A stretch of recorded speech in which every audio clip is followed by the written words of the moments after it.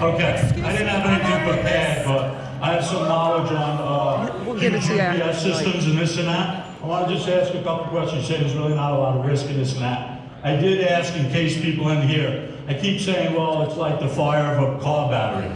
I believe, okay, there's a lot of difference with the amount of car batteries. You'd have somewhere around 600 cars, okay, or the equivalent of a 10, okay, megawatt type of system. Okay, here's the next one. Everybody says, you know what, it's going to be self-contained or in metal. Okay, does anybody know what a lithium battery, when it goes in a thermal overload, the temperatures it reads?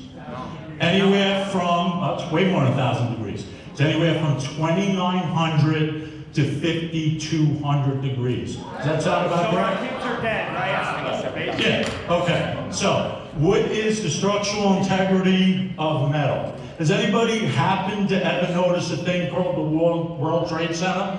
The World Trade Center fell down, not because planes hit it, because the fires inside exceeded 2,900 degrees, and metal basically melts and has no structural integrity.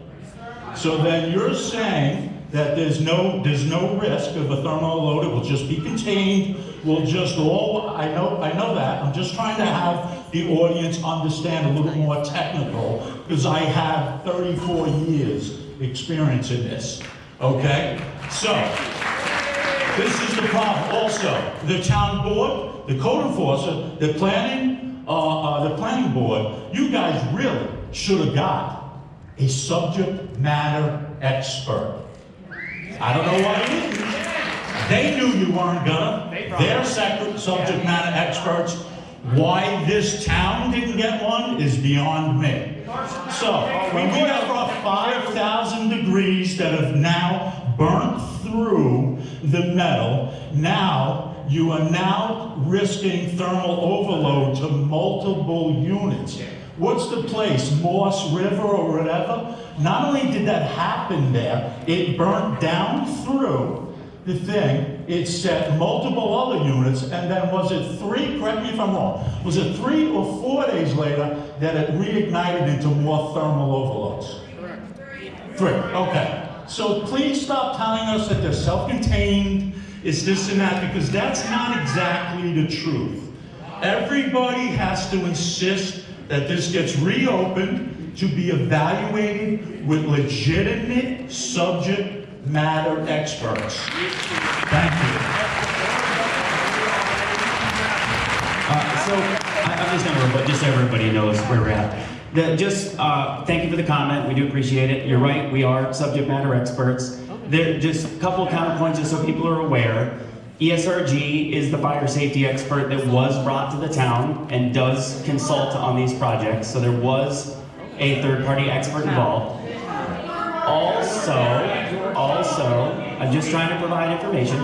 Also, did you pay them? ESRG we did. Okay, thank you. So also, 9540A testing, because of the comments you made, they're like structural integrity, thermal runaway. That is why the OEMs in New York State are now required to do destructive fire testing. That's what 9540A testing is, to make sure that in a thermal runaway event, it does not propagate to other cells, other functions, and all that is available. Like, you can look it up online, it's 9540A testing for Tesla Megapacks. So instead of just walking through the worst case scenarios, the industry has tested all these things to make sure that they're not a hazard to the people and the owners and operators of these batteries. What? There's a lot of difference right there. Sure, just go up and No. Can I go right before? I got young kids. I just want to get. Yes, please. Yeah, let Dave talk. He lives next door to the place. All right, Dave. So you tell us, you sent this letter out to 17 people that live right around, correct? Correct. I live next door. I received nothing. I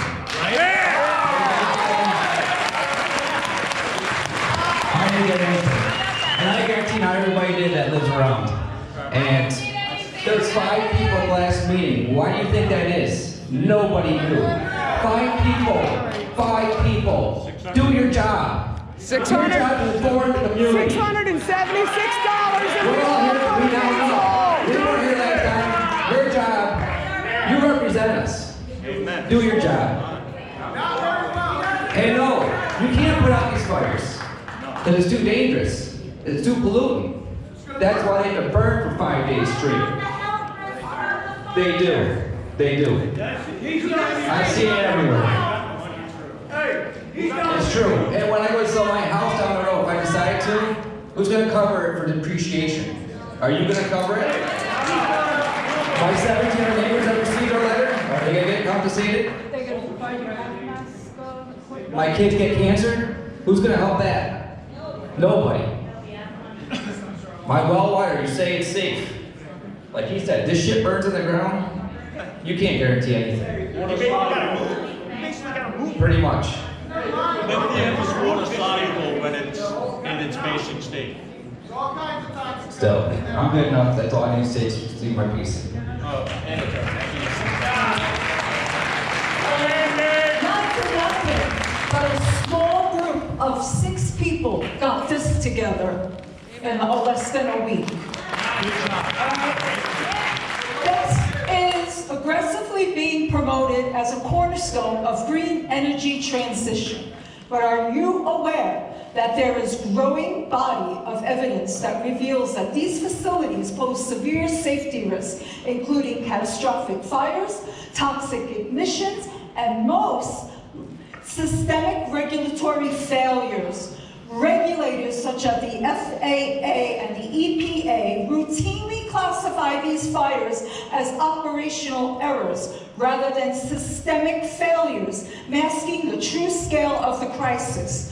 I recently came from the Warwick area. My husband and I came here in the Adirondacks for what living within the blue line means and has to offer. Are you aware that Warwick had 3 fires since 2023? The landowner is trying to terminate the lease right now, but it's being impeded. The